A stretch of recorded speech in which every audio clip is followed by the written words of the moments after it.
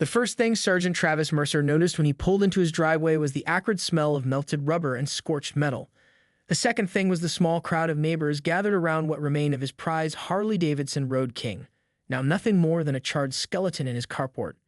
Travis had spent 15 years on the California Highway Patrol, dealing with everything from high-speed pursuits to horrific accident scenes, but nothing had prepared him for the sight of his own property deliberately destroyed. The bike, a glossy black and chrome beauty he'd saved 3 years to purchase, had been reduced to a blackened frame, the handlebars warped from intense heat, the leather seat completely incinerated. "Jesus Christ," he muttered, climbing out of his patrol car, still in uniform after finishing his 12-hour shift. What the hell happened?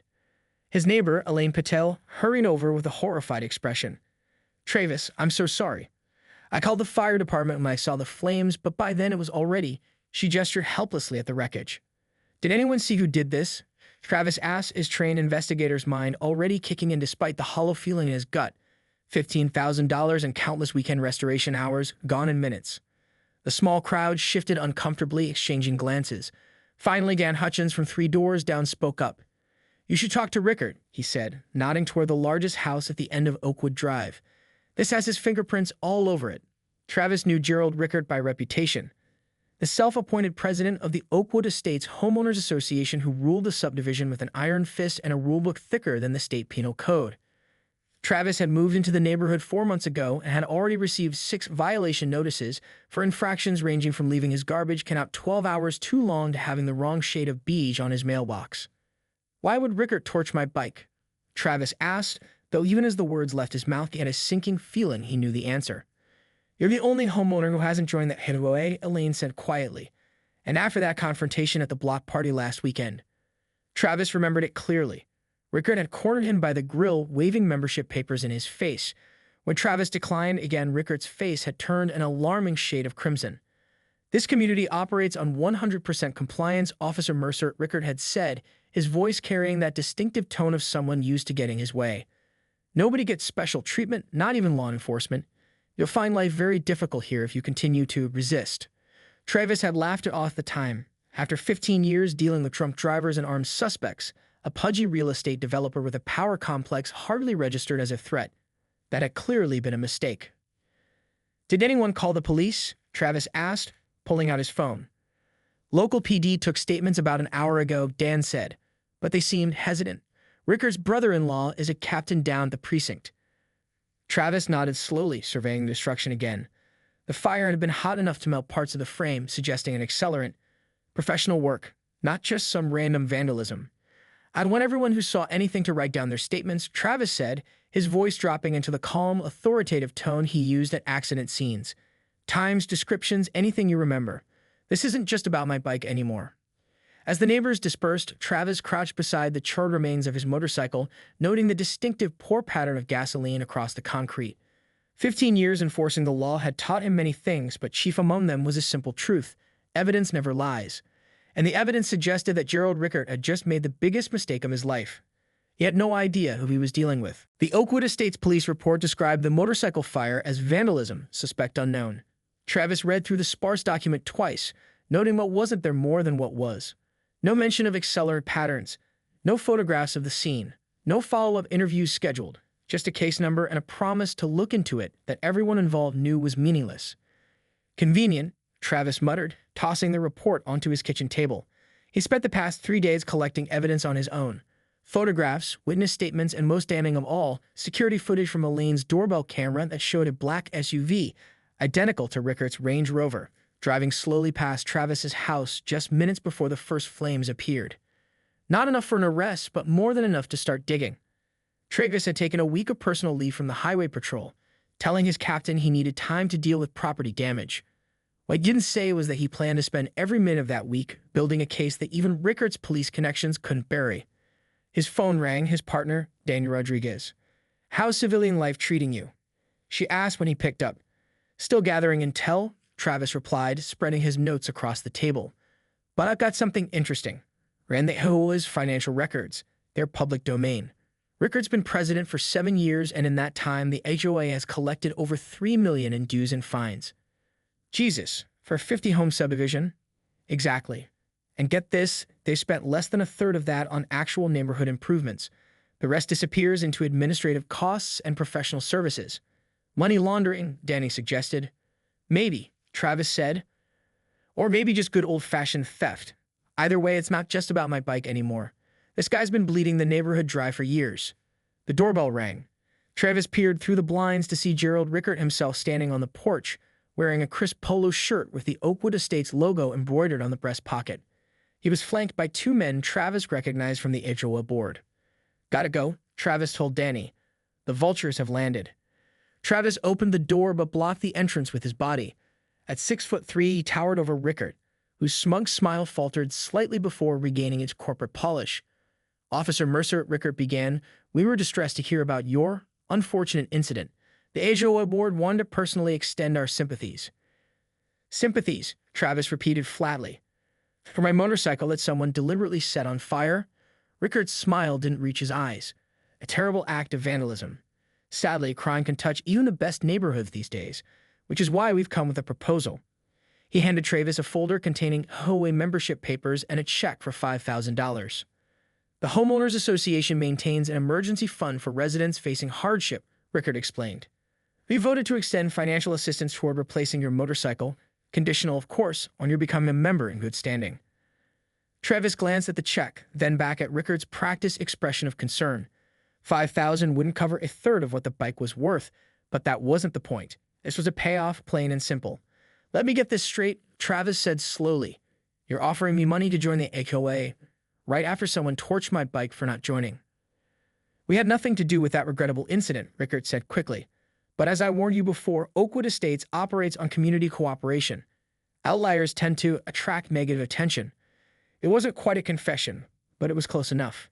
Travis felt a cold anger settling in his chest, the kind you channel during the most dangerous traffic stops, when adrenaline needed to be harnessed rather than released. "I appreciate the offer," Travis said, his voice deceptively calm as he handed back the folder. "But I think I'll pass."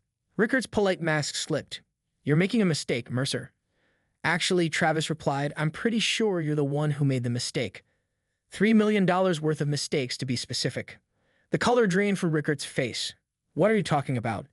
"Have a good afternoon, gentlemen," Travis said, closing the door firmly in their faces. Through the window, he watched Rickert gesturing angrily to his companions as they walked back to the waiting Range Rover. Travis took out his phone and snapped a picture of the vehicle's license plate, then added it to his growing file of evidence. The game had changed. Rickert had come to buy him off, which meant he was worried, and people only worried when they had something to lose. "Shell companies," Mark explained, spreading printouts across Travis's kitchen table 3 days later.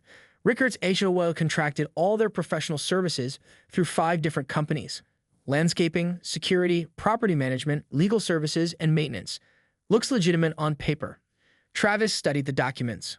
But all 5 companies traced back to the same registered agent, Rickert's sister-in-law, Vanessa Chambers, the one married to that police captain you mentioned. Travis whistled low. So the money goes out of the HOA's accounts as legitimate expenses, then circles back to Rickert through these fake companies. Classic embezzlement scheme, Mark confirmed. They're not even being particularly clever about it. Probably thought no one would ever look into a suburban HOA's finances. Travis stared at the paper trail that connected Rickert to nearly $2 million in misappropriated homeowner funds. "This is way bigger than my motorcycle." "Speaking of which," Mark said, sliding another folder across the table, "I pulled the arson report and got access to traffic cam footage from the night of the fire." The traffic camera stills showed Rickert's Range Rover turning onto Oakwood Drive at 8:43 p.m., exactly 12 minutes before the first 911 call about the fire. Another image showed the same vehicle leaving the neighborhood at 8:51 p.m. "He didn't do the dirty work himself," Mark explained. "The fire investigator found professional-grade accelerant. This was a hired job." Travis nodded. Rickert wouldn't risk getting his hands dirty. He'd hire someone. "I managed to get a warrant for his phone records," Mark continued. "Found a series of calls to a burner phone in the hours before the fire. Same member was then called immediately after he left the neighborhood." Travis felt a grim satisfaction. The case was building piece by piece. "So what's the next move?" Mark asked. "We've got enough for financial crimes charges, but linking him directly to the arson is trickier without flipping his accomplice."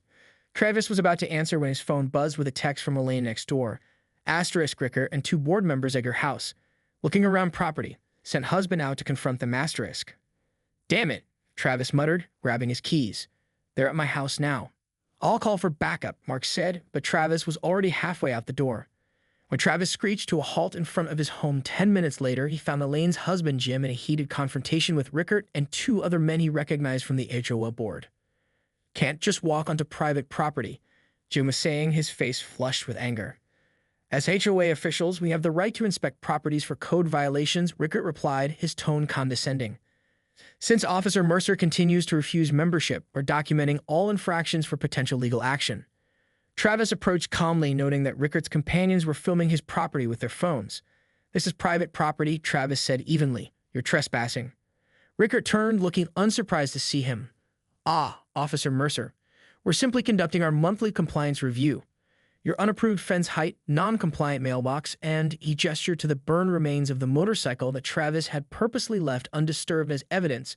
This unsightly debris constitute clear violations of neighborhood aesthetic standards.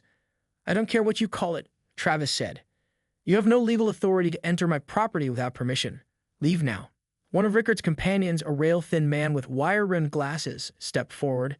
Actually, according to Neighborhood Covenant Section 12.3, the HOA board reserves the right to. I'm not a member of your HOA, Travis interrupted.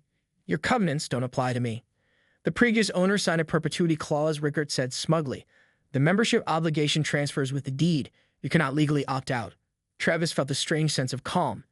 This was what Rickert had been counting on, that Travis would be as ignorant of property law as most of his neighbors. That's interesting, Travis said. Because before I bought this house, I had my attorney specifically search for and invalidate any such clause. Perpetuity clauses were ruled unenforceable by the state Supreme Court 3 years ago.